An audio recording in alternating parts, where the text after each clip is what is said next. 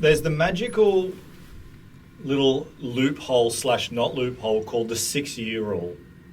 Now, not many people know what the 6-year rule is or how to apply it.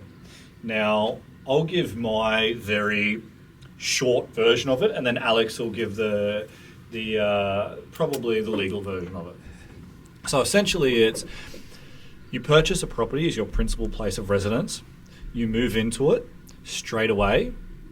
If you choose to sell that property within 6 years, regardless of if you move out of it and rent it, if you sell it within 6 years, it applies for the no capital gains tax if you sell it within 6 years.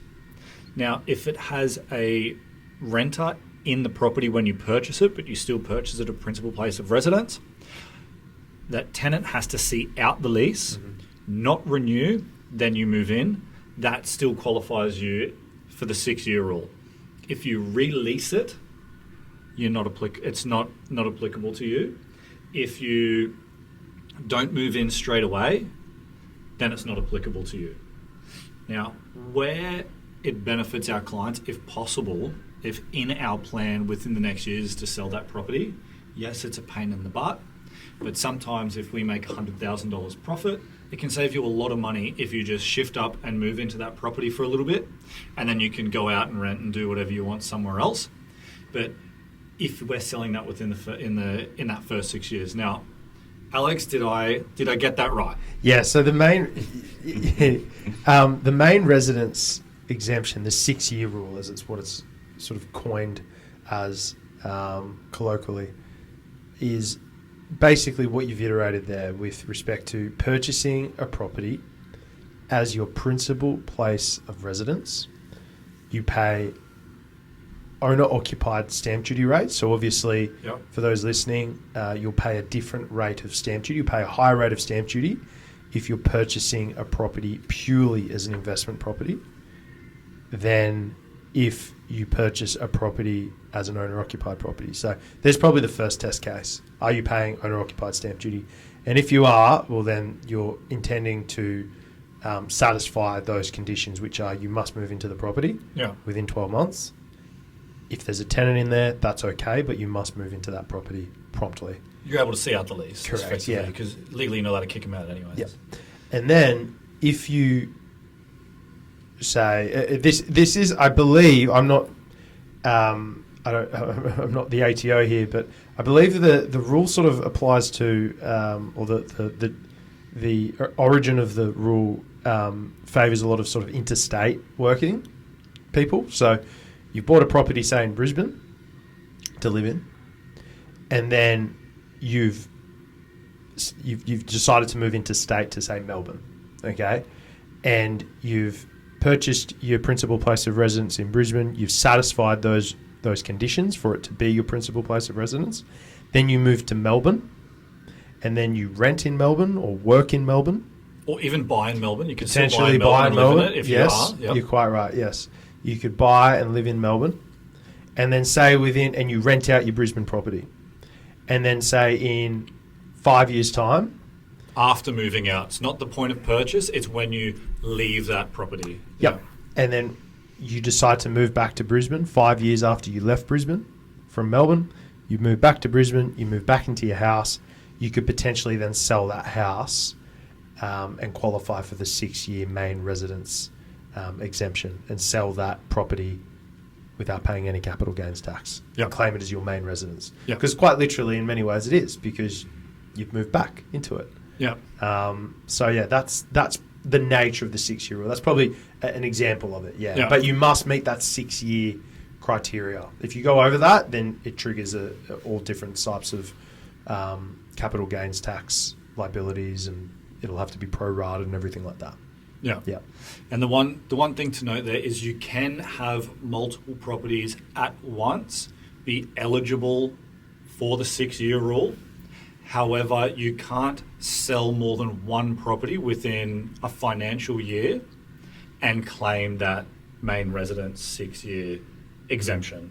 You can't, live in 2 or 3 properties within, within a 3-year period, and then 1 year decide to sell all 3. Yeah. You'll only be able to claim one of those properties you're selling as the 6-year rule, no capital gains tax. The rest will be charged capital gains tax. Now, where it's beneficial, for our clients, for those who do have the opportunity, a lot of the time it is our younger clients where they might live in an area where we're going to purchase an investment property for them anyway. It might be more beneficial for us to purchase that property, have it purchased as a principal place of residence, then move in, and then within that 6-year period, be able to sell that property. Because if, 5 years down the track, if we purchase something for $500,000, if properties double every 10 years, halfway through that, they've gained $250,000. They can then retain that $250,000, where if they were to sell it, they would then lose 25% of that. Half of the profits. If you've kept it for longer than 12 months, you get, you're losing, anywhere of, I'm not good with math, what's 25% of 250,000? 50K. 50K, there you go. Quick math. So you can save yourself $50,000. That's if it's in the ballpark. Yeah. But I think that's just an important one, is not many people know, and there are people that have just fallen out of that 6 years. Yep. And they haven't realised they've planned to sell. Not that you're going to necessarily do it, but if you give yourself the opportunity to do it, I've had friends and family and clients that they've gone to sell their place that they've lived in, because more times than not, correct me if, from your experience, the first property that people will purchase, generally speaking, is own a rock to live in. Absolutely, yeah. And then what they'll do is they'll buy something else, they'll move into that, and then they'll rent their first property as an investment. Well, there you go. I did that. Raise his hand. Now, if... You've been following me? Yeah, always. Now, if Alex, so to speak, was to sell that first property within 6 years, he would pay no capital gains tax. But people aren't aware of it. They'll sell 7-8 years later because they're wanting to draw down, maybe pay off their own rock, and they're just like, oh, I've done, I've made a mischief. I should have sold it before. Or what they can do is, if they tend to want to keep it, they can move back into it. Yes, it's a lot of moving around and this and that, but if it saves you 50 grand, it saves you 50 grand. It's, moving a house, a couple grand worth of removals is worth it. If you move back into that principal place of dwelling that you originally did, it resets the 6-year rule, and then you can move forward from there. So you can really save yourself a lot of money if you have the opportunity to do it. Yeah. I'd just say to everyone, listeners and those watching, obviously consult professional advice on this matter, because CGT is a big CGT. Capital gains tax is a big tax, right? Like it's a in terms of all the taxes, probably one of the largest. Should we talk about how capital gains tax works? You can do. Yeah. I want you to talk about it. Yeah. Alex, that's why we've got you here. Alex from Acquire Financials. Talk to me. So capital gains tax works like this. If you have say you purchase a property for $500,000 and you sell it, an investment property, forget the main residence, forget everything we've just said. Straight investment property. Straight investment property. You buy it as investment, you rent it out, you've never lived in it, there's no 6-year rule, there's no main residence. And you sell that for $1 million, okay? And you've owned that just yourself, just an individual. You sell that for $1 million. Basically, the gain is $500,000, okay? And if you've held that property for more than 12 months, that gain will be halved, okay? So you get the amount that's eligible for the tax will be halved. Yeah. So it now comes down to $250,000. Yeah. Correct. So you get the 50% discount on the gain. So now the gain is $250,000. That $250,000 gets added. And this is how capital gains tax is literally applied. The $250,000 gain gets added to your assessable income for that particular financial year. Yep. So if you're earning $100,000, all of a sudden your taxable income is $350,000. Yep. And you effectively pay that tax difference from what your employer's withheld based on your wage and the difference in tax you must pay the ATO for a taxable income of $350,000. So for a lot of folks, as you quite rightly pointed out, Sean, it's a lot of money. Yeah. Yeah, and it's Well, one. you're looking at 30, what is it? Up to $180,000 and above is 37 cents to the dollar. 45, yeah. Or 45 cents to yeah. the dollar. So, you're being taxed for a large portion of that $250,000. 50% of that's gone. Yeah, it's like hundreds of thousands. Yeah. It's a lot of money. So, the main residence exemption is a fantastic way to potentially look at mitigating some of your capital gains tax liability. But obviously, the capital gains tax liability can be a significant liability. So, get advice, get the right advice, consult the right professionals to ensure that you don't get caught out with the law, because it is tax law in particular can be a pretty convoluted process. Yeah. And something just as simple as not moving into the property straight away. Yeah. And if you do purchase a property that you intend to move into as your principal place of residence, and then you think, oh, no, I won't. Let's just say there's an existing lease in there. And you say, oh, no, I won't. I'll just renew the lease. Just while we're on the capital gains tax and stamp duty that you touched on earlier, you need to contact the ATO and let them know, hey, I'm now no longer moving into this property, and you'll have to pay the difference between principal place of residence stamp duty and the investor stamp duty, which is more. Sometimes, depending on it, can be 10, it can be 8 to 15, depends on your purchase price, whatever it is, but it's more. Yep. You have to contact them. If you're honest and you say change of plans, I'm not moving in there anymore, they'll just charge you the difference, and that's it. But if you don't tell them, then you've got that. You've got the interest, then they fine you, and you're looking at the difference between what could possibly be, once again, pending purchase price, an $8,000 or $9,000 extra payment. Could cost you $20,000, $25,000, $30,000 more, and it's a massive headache. Yep. The side note is, it doesn't change your bank structure. Once you purchase your property as a principal place of residence and you get your principal place of residence rate and your loan structure, just because you change what you're doing, that doesn't change the structure of your loan. It doesn't automatically then go to an investment loan. That only happens if you do refinance. And obviously you're not going to do it on purpose, but if you do have a change of circumstances, it doesn't change your loan structure to an investment loan with a higher interest rate. Yeah, potentially. Yeah. I thought it was. But No, it is. Yeah, it's correct. The idea is not to trick the banks, to trick the government, because if you do get caught tricking, and not paying enough stamp duty, but it happens all the time. People purchase properties with a tenant in there, all of a sudden, they have a change of circumstance, they might move somewhere else, their loan structure stays the same. Yep. Yeah, so the bank will lend on a security, and you'll pay investor interest rates, or owner-occupied interest rates, depending on what whether you're going to live in that security once you purchase it, or if you are going to rent it out straight away. And they'll lend, their rate will determine what the purpose of that funding is. So banks are all about purpose of where the money's going. Yeah. So if the purpose is to buy an investment property, you'll be charged investment property rates. If the purpose is to buy an owner-occupied property, you'll get owner-occupied rates, which is somewhat a little bit more competitive than investment rates. Yeah.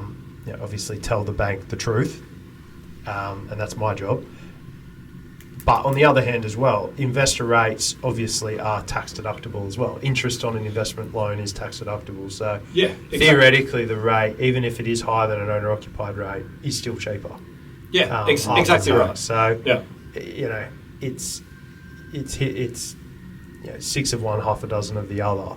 But banks lend on purpose of funds, and obviously the ATO will allow you to deduct expenses for so the expense or the interest expense not incurred, the principal, the interest only. the interest incurred or the expense incurred that has been incurred for you to purchase a particular asset that produces income. Yeah. That's their incentive, right? Their incentive to you is if you borrow money and you pay interest on that borrowed money to purchase an asset that produces income, we will let you deduct that expense from the income it's producing. Yeah.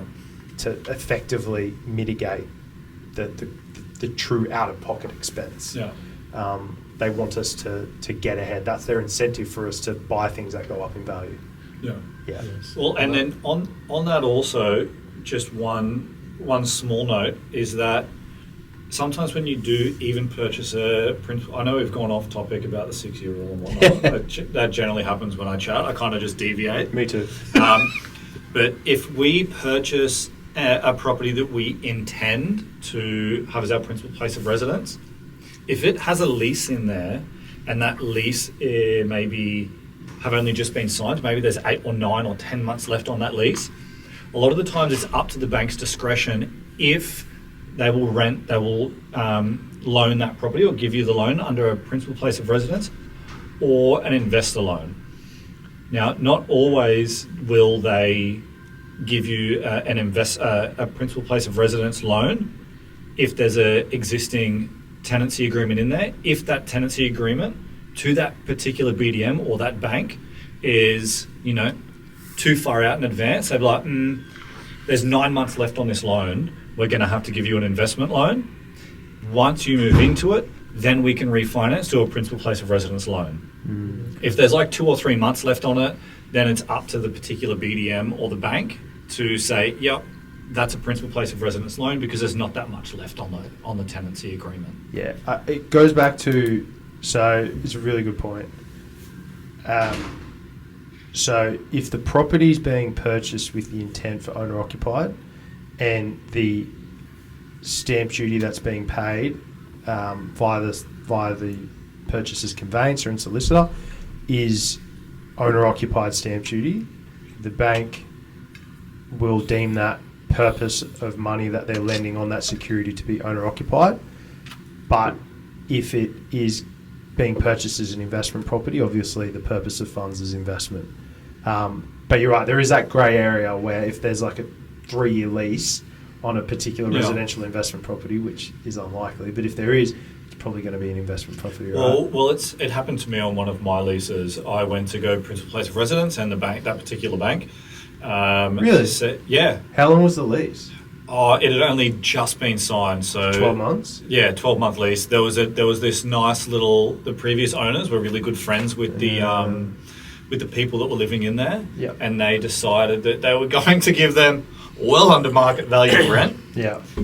Sign them onto a 12-month lease just before they put it up for sale, which kind of worked out in my favour too because it scared a lot of people off. Mm-hmm. So I was able to buy it under market value, more than what I was losing for rent.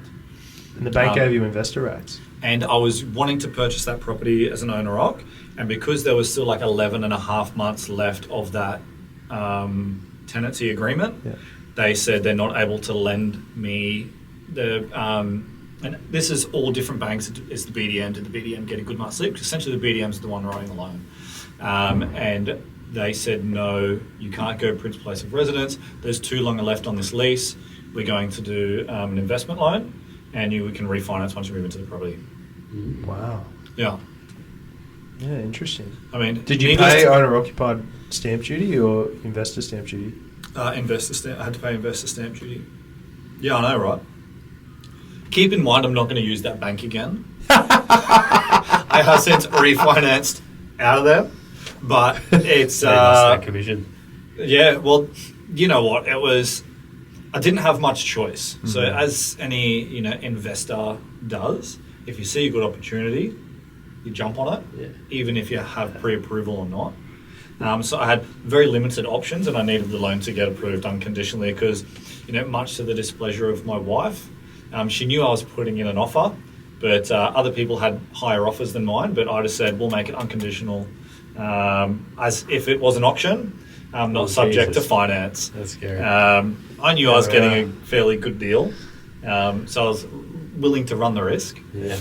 But that's the kind of things that my wife wasn't happy. She goes, I'm really looking forward to seeing the property when we go and do our building and pests. And I'm like, how about that? There is no good. Don't worry, since then we've had a kid, so it's all... So you pleased the wife since? Anyway. Yeah, she's happy. The return we got on that property in the last 12 months has been quite good. Yeah. That's good. Yeah. Cool. Anything else on that? No, that's it. No. Yeah, no, Mate, that's good. Once again, it's been a pleasure. I love having you in here, Alex. No, likewise, it's good to be here. It's this has been fantastic, and I hope we've provided some good guidance and education to the listeners and to the viewership. So it's very pleasing. Thank you, mate. Thank you. Appreciate you being with us. Cheers.